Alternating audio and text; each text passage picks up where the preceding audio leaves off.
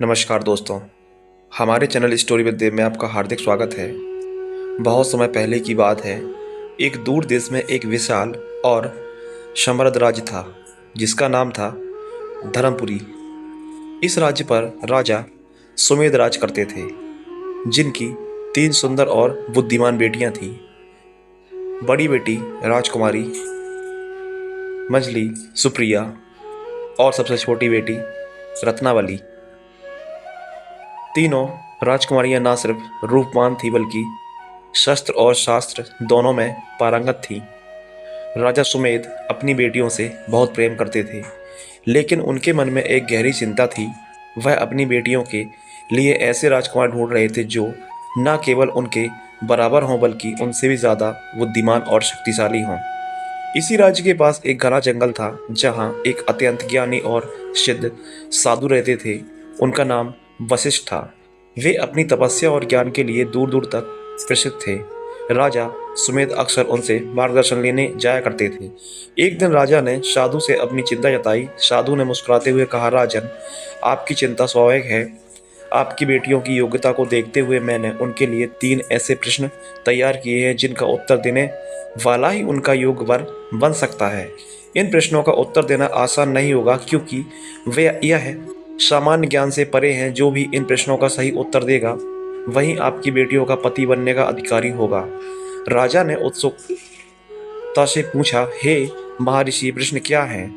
राजन, अभी प्रश्नों का समय नहीं आया है। सही समय पर यह प्रश्न स्वयं प्रकट हो जाएंगे। राजा ने साधु की बात मान ली और वापस महल लौट आए। उन्होंने अपनी बेटियों को साधु की योजना के बारे में बताया।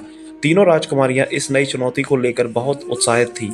समय बीतता गया और दूर दूर के राज्यों से कई राजकुमार धर्मपुरी की राजकुमारियों से विवाह का प्रस्ताव लेकर आने लगे। सभी राजकुमारों का निराश होकर लौटना पड़ा, क्योंकि राजा ने साधु की शर्त के बारे में बता दिया था। पहला विचित्र प्रश्न। एक दिन दरबार में एक भव्य समारोह का आयोजन हुआ। साधु वशिष्ठ भी वहां उपस्थित थे। समारोह के दौरान साधु ने एक रहस्यमय मुस्कान के साथ पहला प्रश्न पूछा। साधु ने कहा, जो भी राजकुमारियों से विवाह करने का इच्छुक है उसे मेरे प्रश्न का उत्तर देना होगा। प्रश्न यह है कि एक ऐसा प्राणी कौन सा है जो हमेशा बोलता है लेकिन उसकी अपनी कोई आवाज नहीं है। पूरा दरबार सन्न रह गया। सभी राजकुमार और दरबारी एक दूसरे का मुंह ताकने लगे। यह एक विचित्र प्रश्न था। कुछ ने सोचा कि वह कोई पहेली है तो कुछ ने इसे साधु का मजाक समझा। एक राजकुमार ने कहा, महाराज, यह तो असंभव है। ऐसा कौन सा प्राणी हो सकता है? दूसरे ने कहा, शायद यह कोई काल्पनिक भाव से कहा, नहीं, यह कोई काल्पनिक प्राणी नहीं है।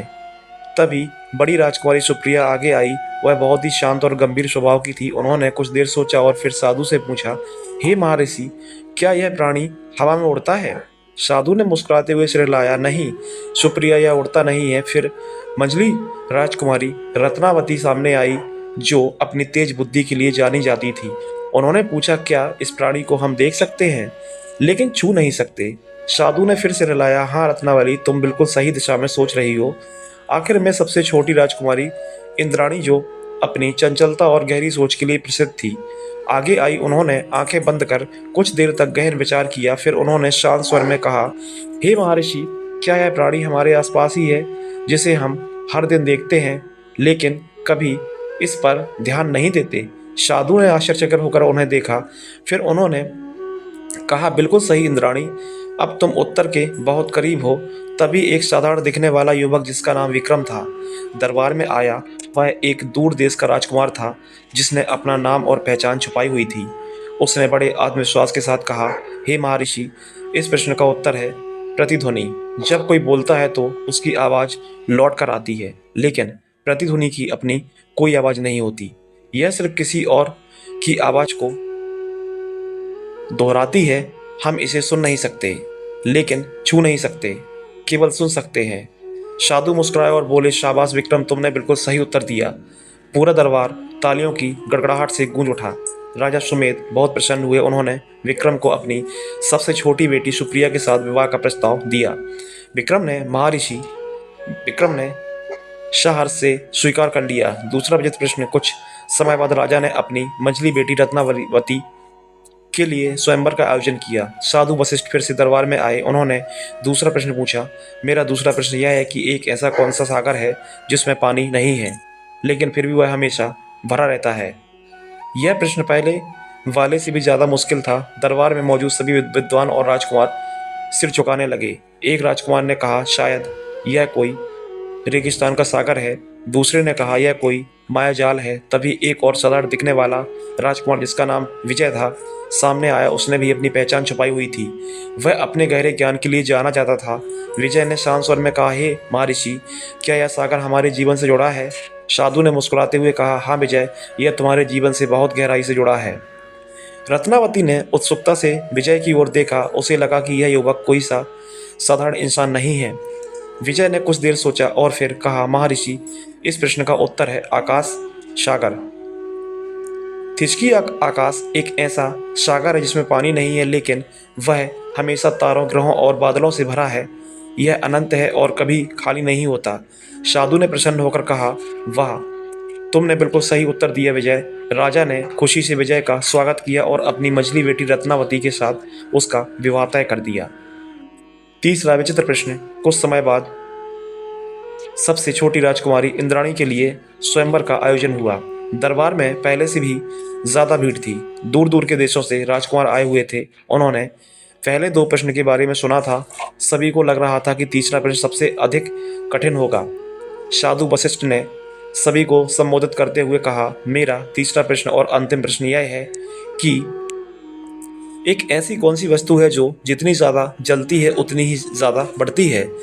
यह प्रश्न सुनते ही दरबार में सन्नाटा छा गया। हर कोई सोचने लगा। एक राजकुमार ने कहा, यह तो जलती हुई लकड़ी हो सकती है। साधु ने हंसकर कहा, नहीं, लकड़ी ने जलने पर खत्म हो जाती है, बढ़ती नहीं है। दूसरे ने कहा, शायद यह आग है। साधु ने फिर कहा, नहीं, आग सिर्फ फैलती है, बढ़ती नहीं है। तभी एक और युवक, जिसका नाम जयंत था, सामने आया। वह एक बहुत ही गरीब राज्य का राजकुमार था, लेकिन उसकी आंखों में एक अलग ही चमक थी। जयंत ने शांत स्वर में कहा, हे महर्षि, क्या यह वस्तु हमारे जीवन का हिस्सा है, लेकिन हम इसे कभी देख नहीं पाते? साधु ने गंभीरता से सिर हिलाया। हाँ जयंत, तुम सही दिशा में हो। राजकुमारी इंद्राणी जयंत को देखती रह गई। उसे लगा कि इस युवक के अंदर कोई विशेष गुण है। जयंत ने आंखें बंद करके कुछ देर सोचा और फिर गहरी सांस लेकर कहा, महर्षि, इस प्रश्न का उत्तर है ईर्ष्या, जेलसी। जब कोई व्यक्ति किसी दूसरे से ईर्ष्या करता है तो वह ईर्ष्या की आग में जलता है, लेकिन उसकी ईर्ष्या बढ़ती ही जाती है। यह ऐसी आग है जो जितनी जलती है उतनी ही बढ़ती है और कभी शांत नहीं होती।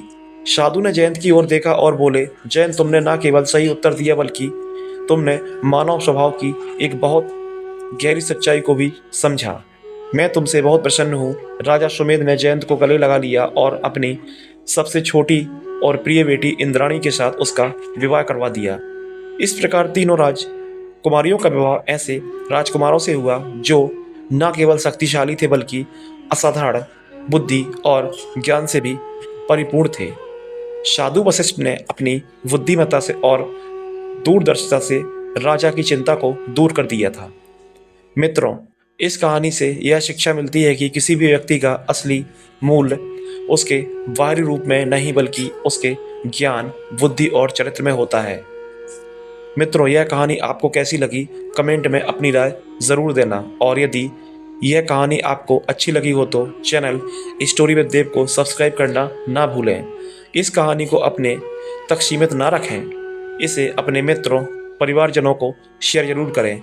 क्या पता आपका एक शेयर किसी का जीवन बदल दे। धन्यवाद।